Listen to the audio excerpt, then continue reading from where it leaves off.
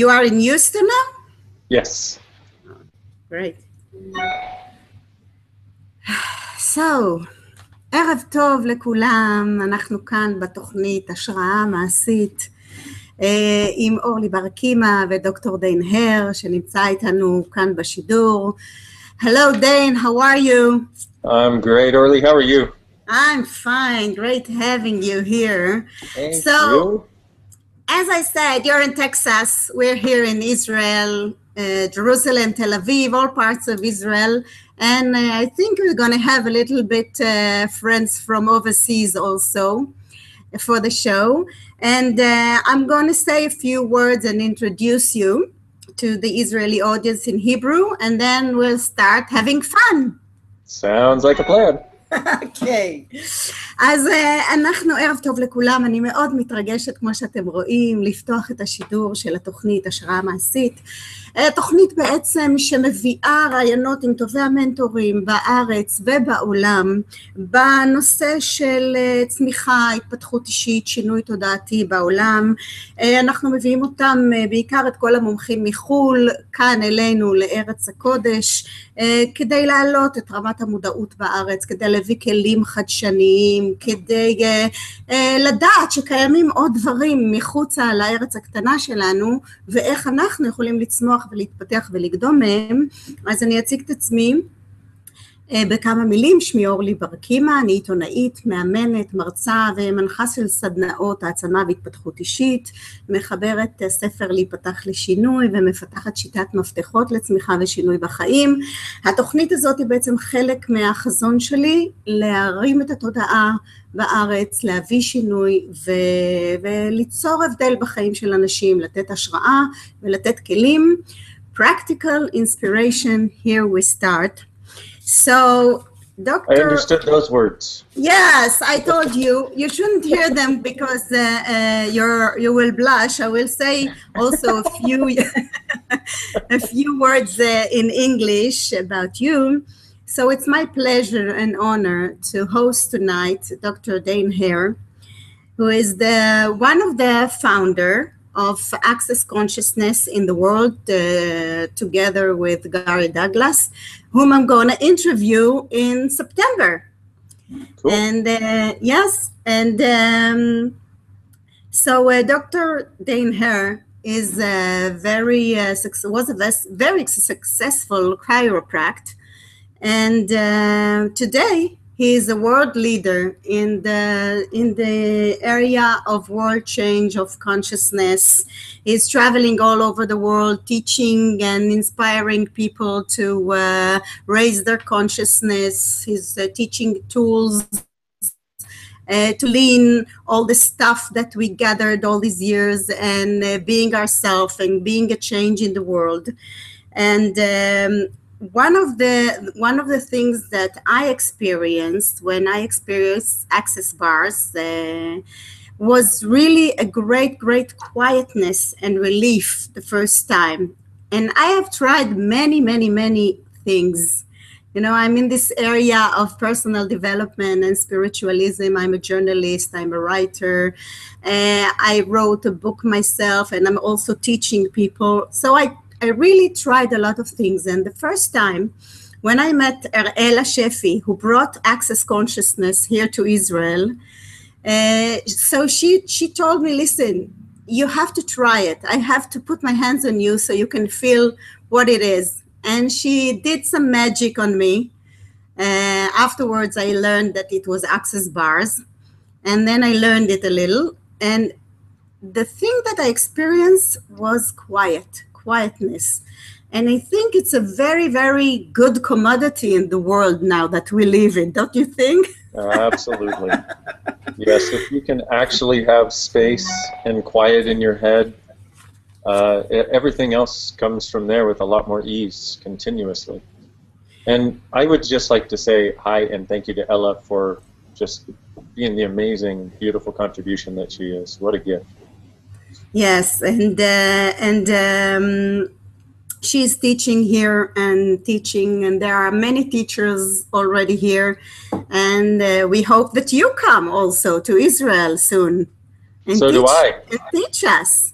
So do I. I love that idea.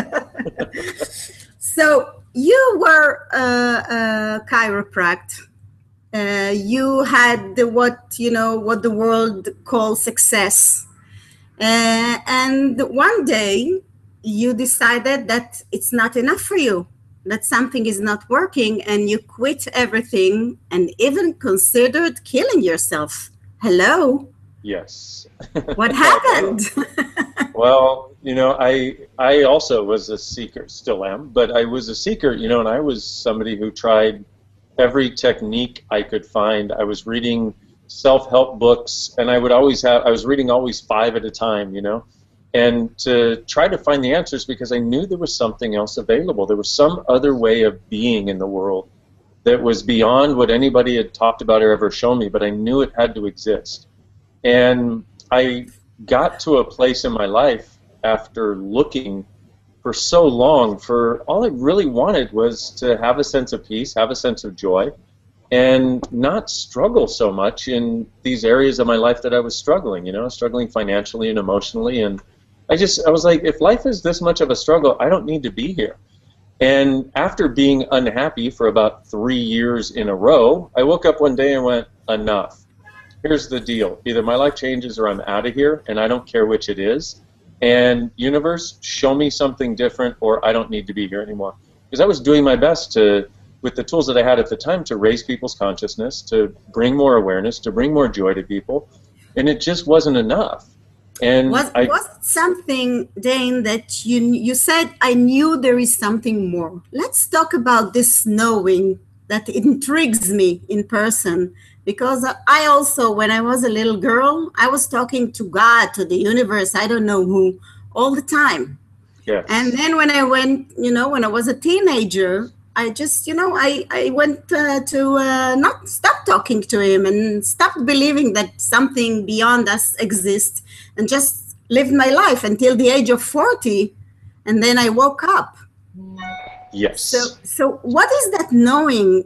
Tell me about a little bit, maybe about you as a child. Where did you grow up? How did you know all this stuff when you were young? Well, I think this knowing is something that is true for all of us. It's especially the seekers of the world. They're the ones who actually have a desire to access it. Everybody else may have it, but they don't really care about accessing it, which is fine too.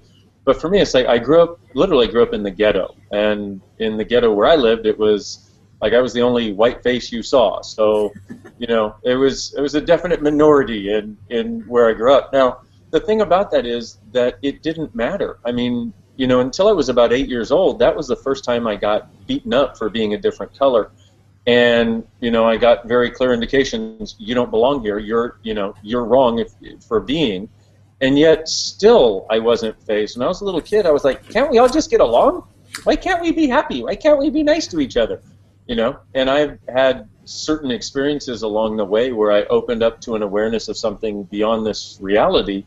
But me too, by the time I was 30, I'd gotten to the place where it was so far back in my past that I didn't believe I would ever see it again. And living without that connection to what really is that's possible, the reason why people seek God or seek a spiritual path, if you will, living without, and I now know it to be the being that we are and the consciousness that we are and what it is that interconnects us all, but living without that, I didn't need to be alive if that was the case. So what happened was I made this demand, and then I had, very similar to you, I had an Access Consciousness bar session.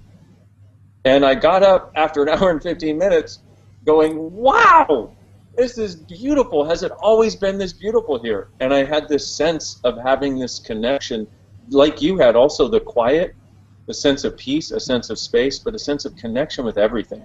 And I left there going, wow, everything is okay. Everything always has been, and everything always will be. And it literally saved my life. From one session. From one session. I don't know. How did you know about Access bars? Was it something that that was common or known? No, not at all. In fact, a week after I made this demand, universe, something changes or I'm leaving the planet, I saw a little ad in the paper in Santa Barbara. and Santa Barbara's a really small town, so had a small paper, and the paper comes out once a week, and the little ad said, "All of life comes to me with ease and joy and glory. Call Shannon." And I was like, "Ease and joy and glory? You don't know what my life is like. My life is pain, suffering, and glory." And I grabbed the paper and threw it away. And it comes out once a week, and I grabbed it the following week, and I'm leafing through the paper, and the only thing my eyes focus on is this tiny little ad, and it was the smallest thing you've ever seen. 2 little lines, and it said, "Access, all of life comes to me with ease and joy and glory. Call Shannon." And I got angry again, but I learned long before, if you love it or hate it, there's something there for you. And so I called and I asked, "What do you do?" And she said, "Well, we do all kinds of stuff, and we can change all kinds of stuff." And I've got this person on the other end of the line that is just so happy and cheerful. Feels like they don't have a judgment of anyone or anything. They're just there to contribute. And it was one of the first people in Santa Barbara I'd ever met like that. And when I asked, "What do you do?" she said, "Well, let's start with the bars. At the worst, you'll feel like you had a good massage. At the best, your whole life will change." And I was thinking, well, my whole life better change or I'm killing myself, so let's go for it. And I'm so glad I did. So you started with the bars, and you did a few sessions with Shannon. And what happened? How come you met Gary in some point of your way, and you became his partner? Yeah. How did you get so lucky? Exactly. How did I get so lucky? And what happened was Shannon, we would do a session once a week, and we would run bars. And what happened was the sense of space that I had. With the first bar session, prior to it, I was like this, and then I got this sense of space, and it was like, wow, I had forgotten what space was like. And every time she would run my bars, the space would increase. So I had more space and more space and more space. But what she would also give me, every time we would get together, she would give me a tool to use until the next time we got together. Something like, how does it get any better than this, is a question you can ask, or some different real simple tools. And so in contrast to everything else that I had done, with Access, it's like I got this space, and before, the space would eventually erode and contract again, no matter what I had done in the past. But because she gave me these tools, I would use the tool, and every time my universe went to get smaller, all of a sudden I would use the tool, and it would go, and I would have that space again. And then the space would increase, and then I would use the tool, and it would increase even more. And so what happened after a couple of weeks, I loved being alive, which I hadn't had in years. I would wake up and be so excited just to breathe that day, And you're talking then about internal change. Yes. I believe that in that phase, the changes in the outside world, in the reality so-called, didn't occur yet. So what are you saying? You're saying that the bars, and if you can say also about your meeting with Gary, but a little bit, if you can elaborate about what is the bars, what is this 32 points in the head that you touch and this magic happens? I think you described it as well as I could, which is it's 32. It's 32 points on the head, and they have names like money, body, sexuality, aging, control, creativity, healing. And what happens is you dissipate the electromagnetic component of thought when you run your bars.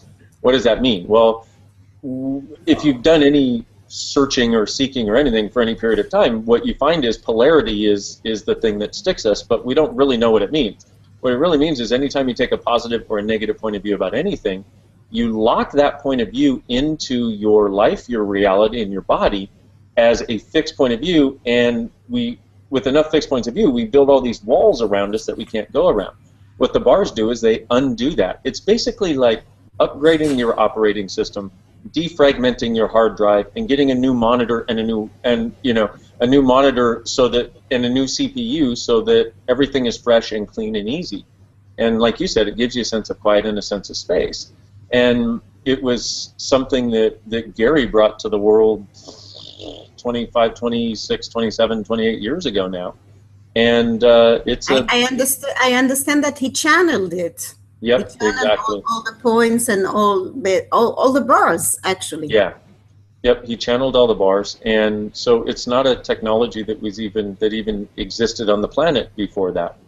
And so it's its own unique thing. You know, people like to go, oh, well, is it like Reiki? It's, well, sort of. I mean, it gives you a sense of peace. Is it like this? Is it like this? It's like, no, it's not like anything else. It's its own thing, but it has an effect that's just huge.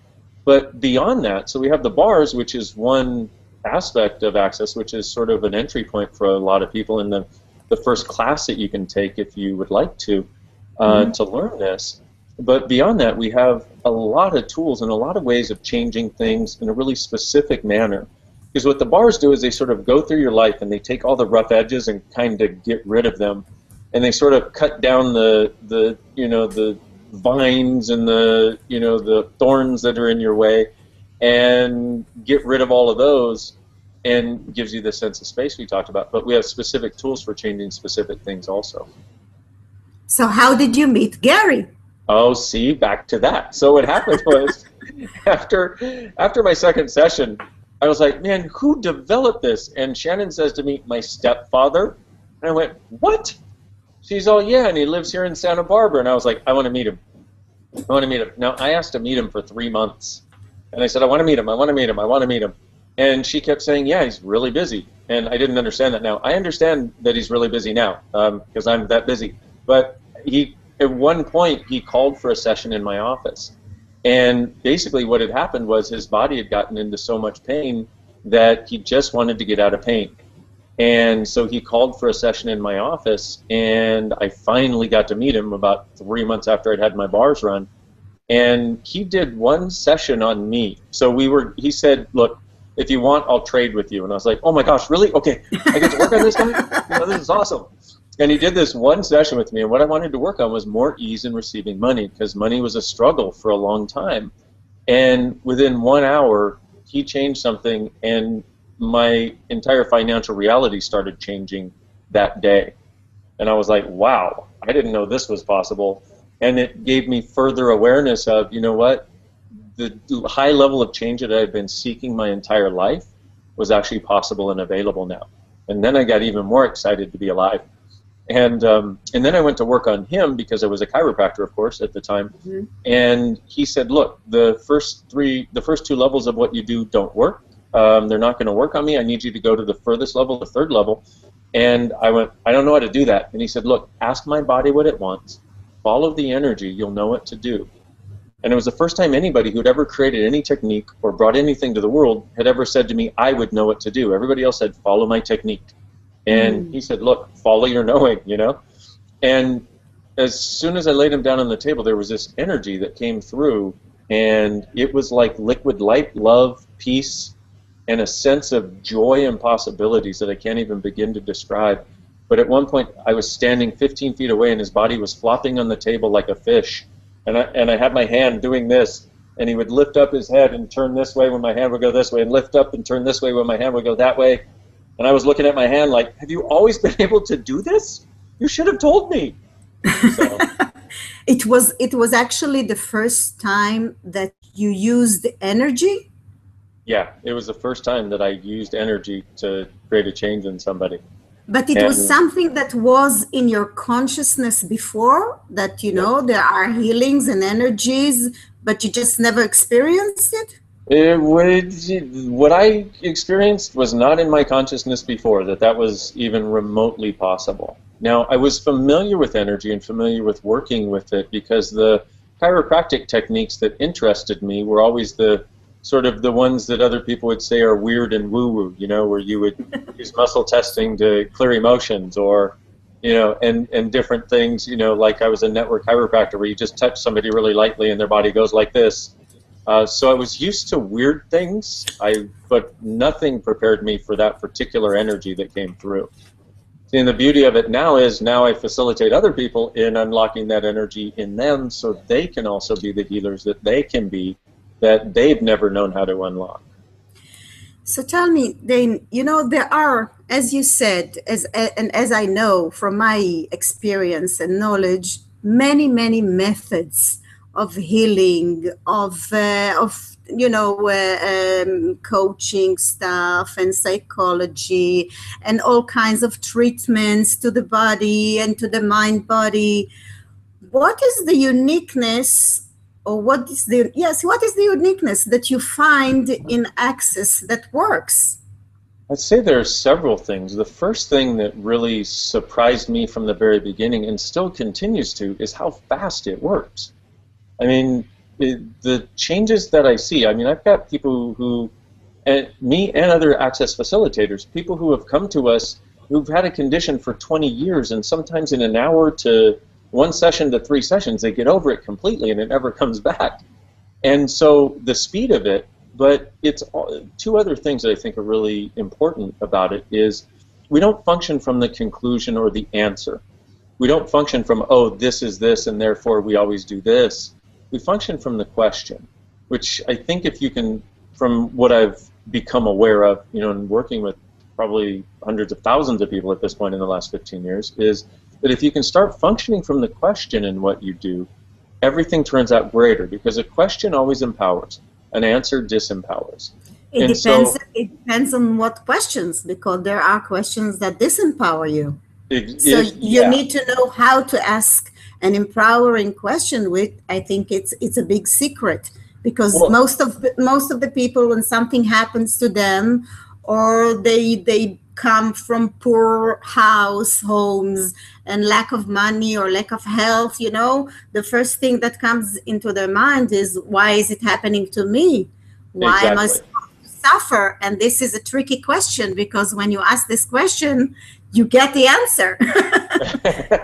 You're this and you're that, all the judgments come, you know, because you're bad and you deserve it and you don't deserve it. Yep, and I'm so glad you said that, because that is that when you start to break it down, you realize that's not really a question, because you're looking for, when you say the why, it's got such it has a true question. What happens is, I mean, is it a question? Yes. Is it a question? Like you said, you got to ask a question that will actually empower, because what happens is with the question that will empower, the energy goes like this. So for example, most people, like you said, why do I have this? Well, yeah, because you were bad, because you were wrong, because you did that little thing when you were 6 that you still haven't told anybody about, because, you know. Yeah, all the blame game that we run every day, you know. Exactly. And we also have a way of changing that. It's like, so you want to ask a question more like, what's right about me I'm not getting? Or what else is possible here? Or what will it take to change this to something greater? Those questions are these open-ended questions that allow the universe to finally contribute to you. And one of the difficulties is we've sort of shut off our willingness to have the universe contribute to us. You know, and when I say universe, some people may say God, you know, or consciousness or spirit or whatever it is. Let's not use those terms to separate us. Let's acknowledge that we're talking about something that's very similar, and let's use that awareness to use the tool to find the things that will actually empower us, no matter who's saying them. So given that we function from the question and access, the questions are about always opening up a greater possibility. And then the third thing, do we need to know the answer, or we just asking questions and leaving it open for, you know, the universe or God or higher power to answer to us? See, that's what I would say is usually it's more the second. So rather than looking for an answer, what you're actually looking for is awareness. And awareness doesn't necessarily come cognitively. You know, we think we're going to get this mental answer, but that's not usually the way it works. Usually, like, for example, let's say, like you talked about, I mean, I grew up in a very poor financial situation also, and that was one of the things that I would go up and down in my life, up and down, and it was one of the things that I wanted to change. So Gary gave me this question. He said, just ask, what else is possible? And I was like, okay, what else is possible? I didn't think it would work. What else is possible? You know, and I asked that a few times, and then I went on with my life, and about 3 days later, this lady called me and said, hey, I'd like you to come and do some work. How much would you charge for me to fly you to Texas? I was in California at the time, and work on people and do a class. And I was like, wow, what else is possible? This is cool, you know? So it's like if we want to make it a tool, because we are, you know, the show is called Practical Inspiration. I like it. So we need the inspiration, of course, because the inspiration motivates us and it gives us hope. but we also need the practical tool that will, you know, that will do the work, or Absolutely. else nothing will change in our lives. Exactly. I'm so glad. I mean, the number of people that don't actually realize that that's the case is so astounding to me, because we need the tool, we need the inspiration, yes, and the tool to make it happen. And if I had to say one of the other things, probably the main thing, one of the biggest things for me that makes Access different, we have tools, and we have a lot of tools, and they work, and they work because they're not trying to. The thing about it is they're not trying to get you to a better version of this reality. They're not saying, hey, you know what, let's get you to the outside edges of the box of this reality. We're saying, if we go beyond the box of this reality and look from out here at the situation, what awareness would we have that would change it? And so that's where the tools that are from Access come from, is not to give you not to lock you back into reality, but to set you free from limited reality. So it's actually having the people to change what you say is the point of view. Exactly. It's to take it to a larger point of view. So this is the tool that you're talking about now. But Well, I want to ask you a little bit more about the empowering question. If you want to make it a daily tool, so how do you do it? What you wake up in the morning and you say, hello world, what else is possible for me today? What great things are coming to me? Well, This is how you do it? That absolutely, that's a good start. So if we're talking about, for example, a daily wake up thing, what I would do, first thing I do is I wake up and I go, and I use this. I say, universe, show me something beautiful today. It's my request of the universe. And every day I ask, it happens. And when you're having a cranky day where you're just, you know, where your cranky pants are on, when you're in a bad mood, you know, you want to say, universe, show me something beautiful today. And then how does it get any better than this? You want to ask this question for anything that happens, good or bad, because it'll make a bad situation better. It'll make a good situation even better, and it won't stop the yummy stuff from showing up. And you want to ask also, if I were truly, well, another one you can ask is, who am I today? Which means you're not defining you. You're like, who am I? Wow, if I could start today, if today were the beginning of my life, instead of me wanting to feel like it's the end, who am I? Like, who am I, and what grand and glorious adventures am I going to have today? In other words, who am I puts you in the question of who you are, and what is the adventure you're asking for in your life? Because most of us gave up a sense of adventure when we were little kids. You know, we're sort of trying to fit our lives into the right box and not get anything wrong, rather than having the adventure of screwing up, you know, or the adventure of being willing to screw up and see what miracle we can create on our way. So if you ask the universe, show me something beautiful, how does it get any better than this? Who am I today, and what grand and glorious adventures am I going to have? And if I were truly creating my life today, what would I choose right away? So it's a bunch of questions that became like a daily ritual for you. Every morning or every afternoon, you stop for, you know, 5 minutes and you just ask this question, and, you know, you leave it as that? Yep, and that's just one tiny part of but it's a nice practical tool that, you know, people can start to use to go, okay, cool. Okay, I can change the energy, sort of shift the energy of my day using this. And then the other thing is that question, how does it get any better than this, is something you want to ask throughout your day, whenever anything happens, basically. How does it get any better than this? And what happens is... I said it when I got a yes on the interview. Cool. And then I got Gary also. So it got better.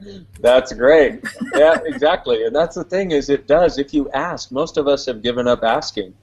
You know, if we can bring the question back into our lives, we can truly start to create miracles that we didn't believe existed before.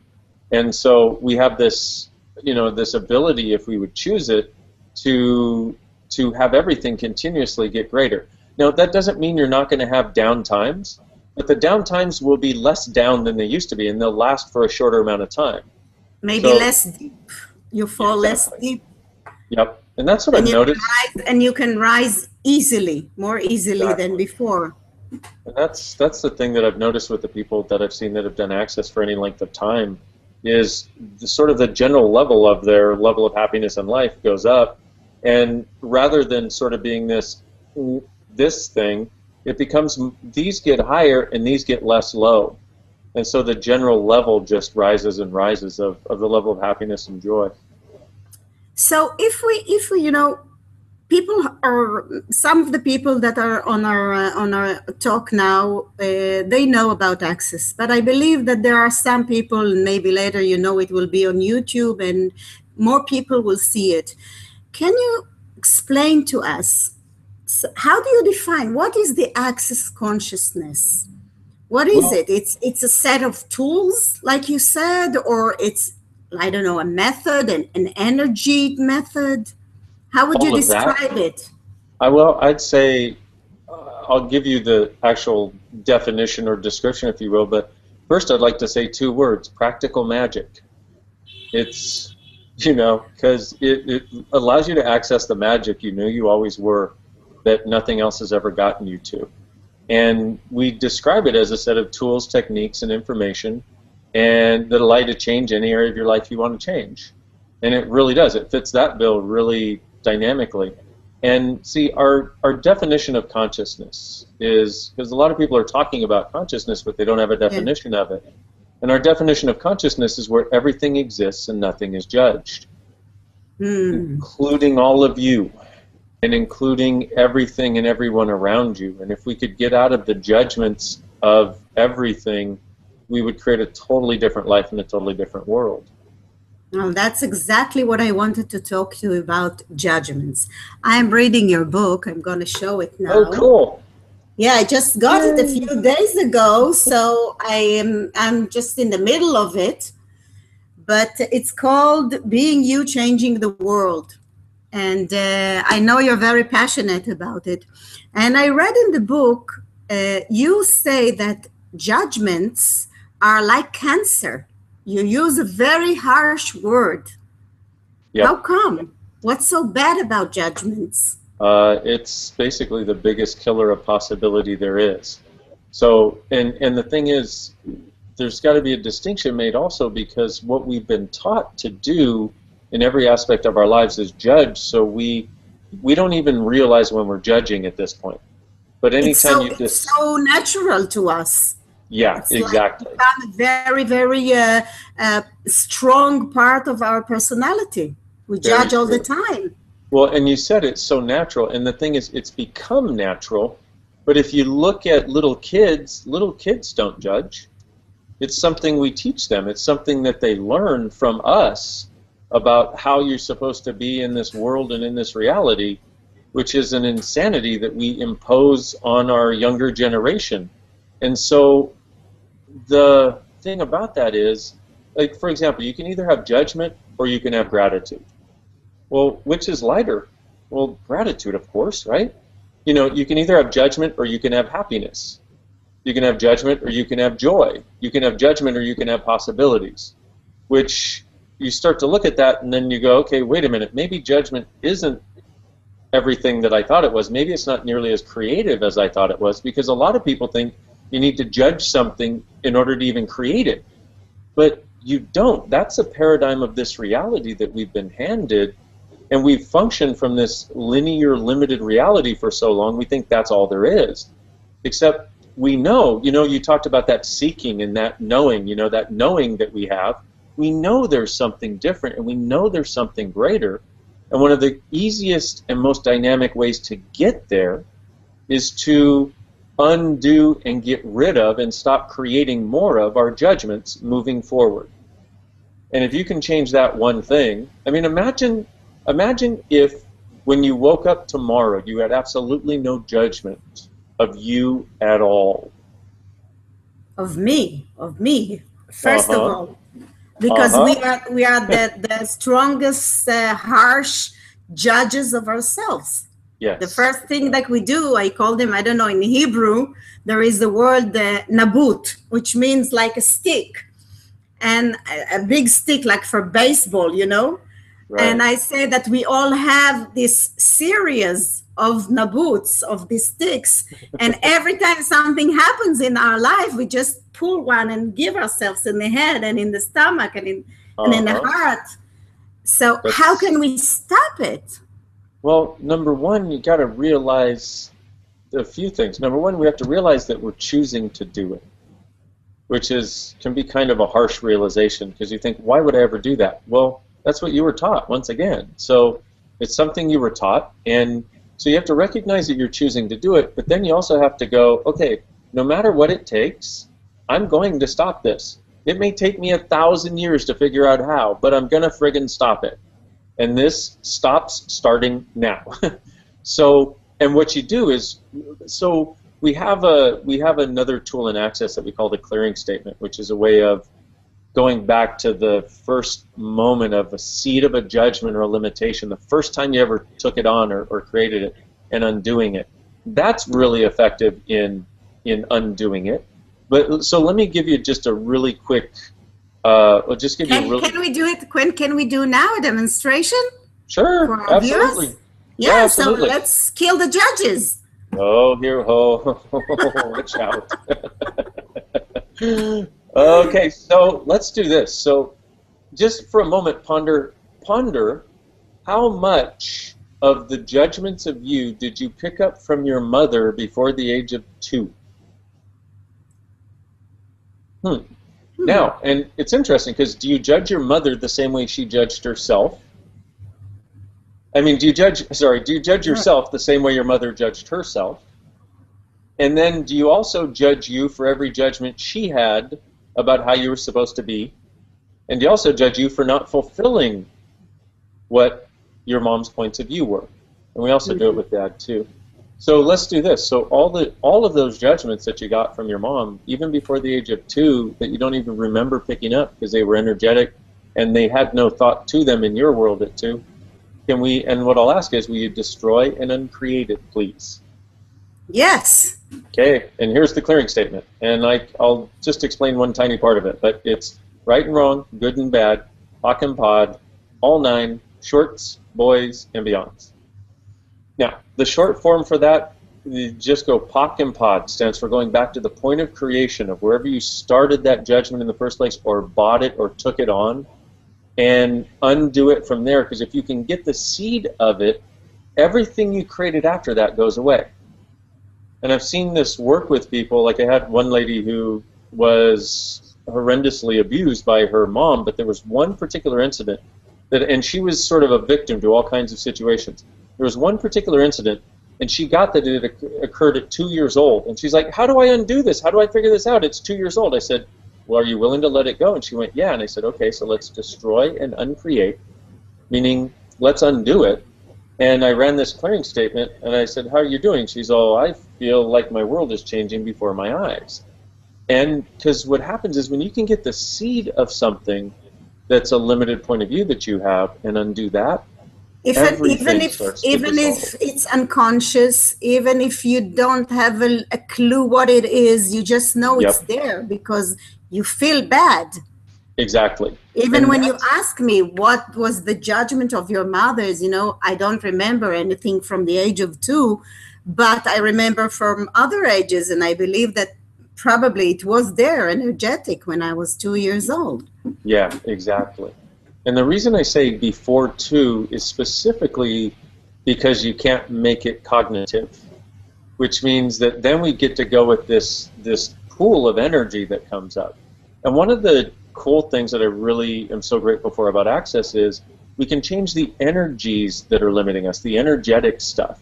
Because if you look at it, if I say, okay, you know, how many judgments did your mom have that limited you? And it's not like your mom wanted to do it. You know, it's like she did the best she could with the tools she had available.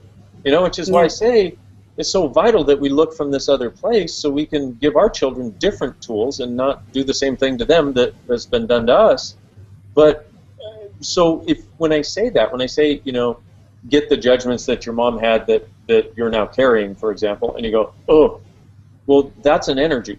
Now, if I said, okay, tell me what they are, you'd be like, you could come up with maybe 5 or 6 or 10 or 100 things, but it still wouldn't match this mountain of energy that just got laid on you. So this changes the whole mountain by going back to the one rock that started the mountain in the first place and pulling that out of place, and all of a sudden the entire mountain collapses and starts going away. So this statement that you said, it's like, you know, it sounds like supercalifragilisticexpialidocious. Exactly. And what is it actually? It's like codes, like keys that you unlock? Magic. I can't. Yeah, you see, I'm starting to do magic here with my fingers. A magician never divulges his secrets. Actually, yes, but a mentor and a teacher always does. Absolutely, when the student is ready to hear it. I'm ready. So, I know. Well, and the thing is, we don't. It's like I'm willing to give.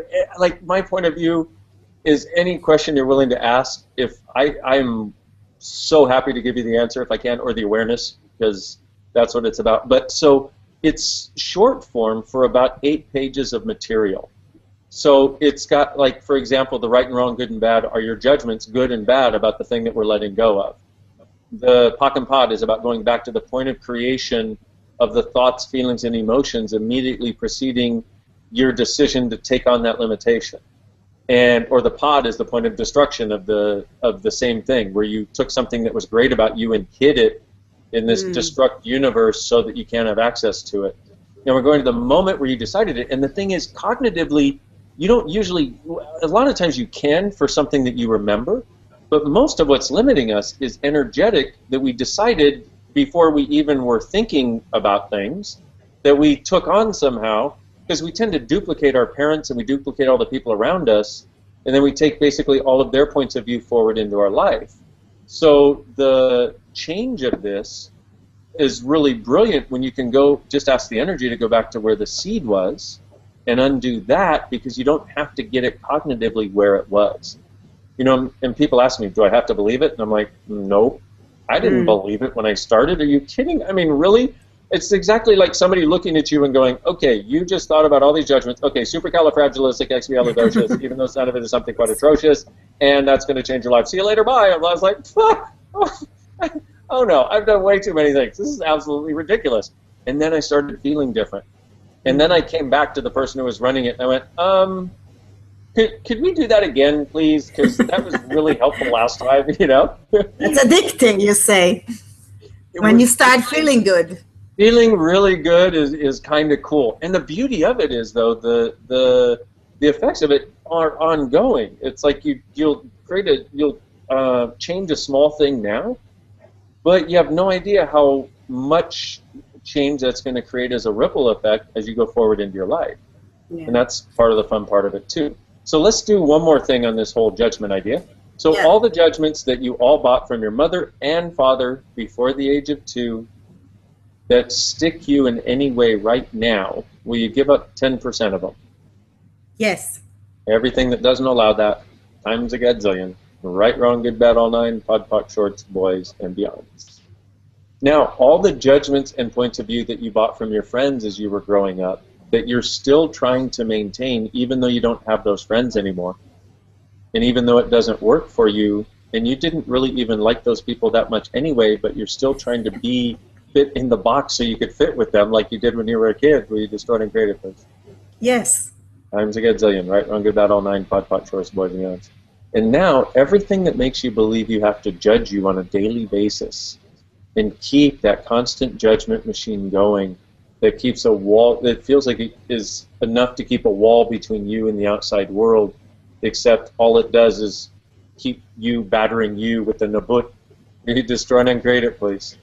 Yes. Times a gazillion, right, wrong, good, bad, all 9, pot, pot, shorts, boys, and beyond. And everything that doesn't allow us all to get that we can actually be happier than we ever thought, that we don't have to judge ourselves, that we don't have to make ourselves wrong, and that we don't have to see ourselves as limited in order to create something different or greater. And we destroy and create all that, please. Yes. Right and wrong, good and bad, pod and pock, all 9, shorts, boys, and beyond. So, Orly, do you feel any different after us doing that? I feel more space, actually. More spaced. Yeah, I don't know. Let's see in the coming days what's going to unfold for me. Well, so, and that's, yeah, exactly. Like, let's see. I'm curious about it. I'm curious. Well, and here's the thing that I would suggest, because you said, how do we stop our judgments? So the first thing is you recognize that you can, number one, and go, okay, I'm stopping this. But the next thing is, next time you notice yourself judging, just go, pak and pot all that.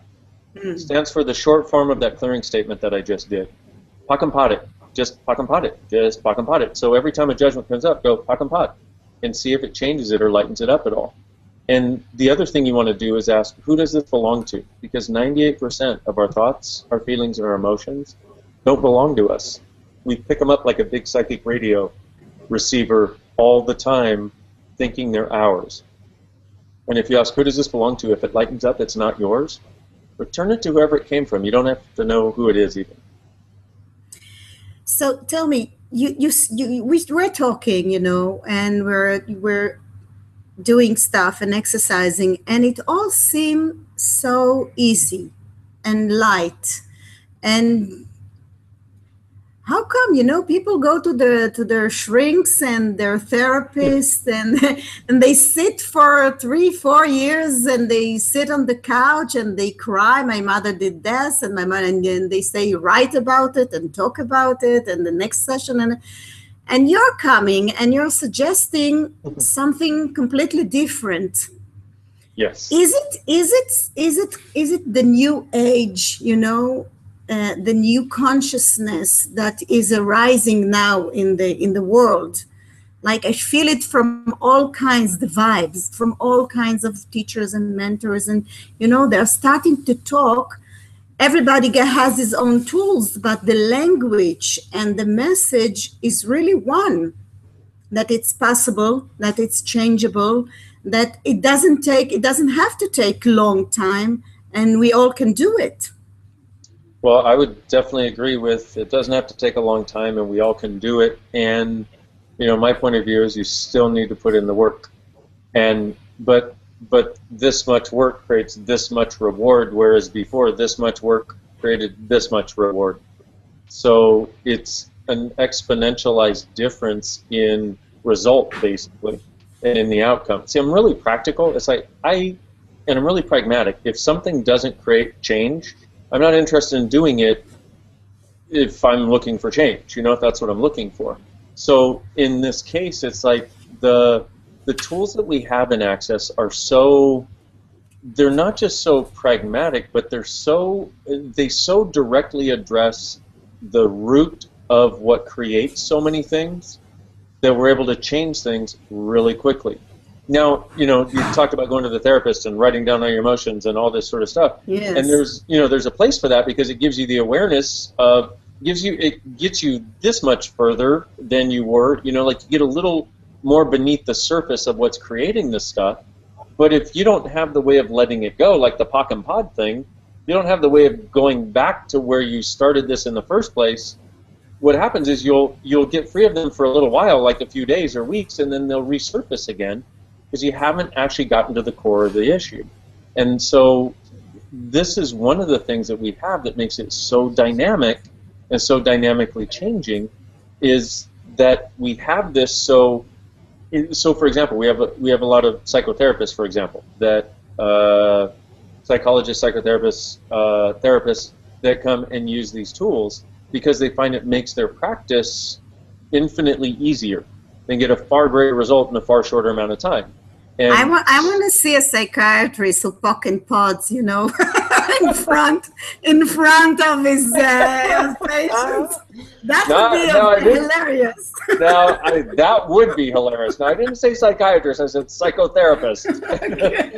Because there was actually, Gary had this guy, because there was a lady who had schizophrenia.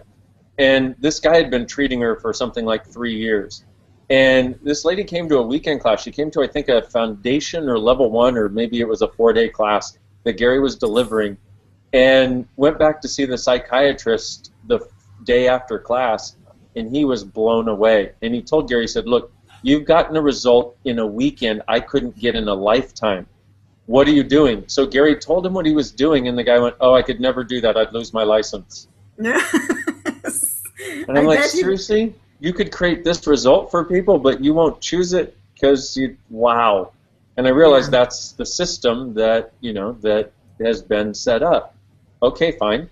How do we do what we can do that's going to work, for however we are in the world and whatever our place is in the world and wherever we want to go? There's no wrongness in that. This is why I made this show, because I want to reach people and let them know that there are other things that they can do, except of what they know. And this is part of my mission in the world, to spread these messages of freedom, because we all want to be free. That's the basic need, I think, for everybody. And all this judgment and all this thinking and emotions, and they all, they put us in a prison of our own doing. Yep. I'm so with you. And I also want to say, though, I'm not one of these people that believes that you should never go to a doctor or never see a psychiatrist. It's like, do what you and your body require. Don't, because shutting that world out is just as bad as shutting out the other world, It's like, what if we could have it all and use it when it would work and create the most? What if we could get over our resistance and reaction to our fixed point of view about having to fight something? Okay, let's change that now, I want to ask you, before we have 8 more minutes, and I want to go over a few more things. You developed in this Access consciousness, you developed a process which is called the synthesized energy of being. Yep, energetic synthesis of being, I call it. Okay. So tell me more about it, and what is it exactly, and what we can do with this?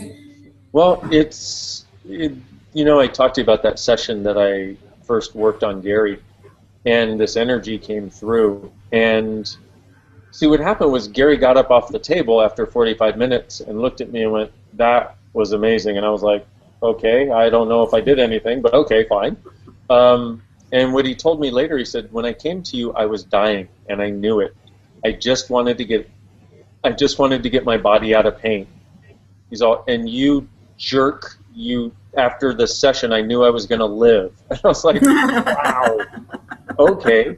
So, I don't know that it always creates that effect. I'd never guarantee an effect, but it's this energy that it gives you, again, a connection and an awareness of what it's like to be connected with the magic of you and the gift that your body can be.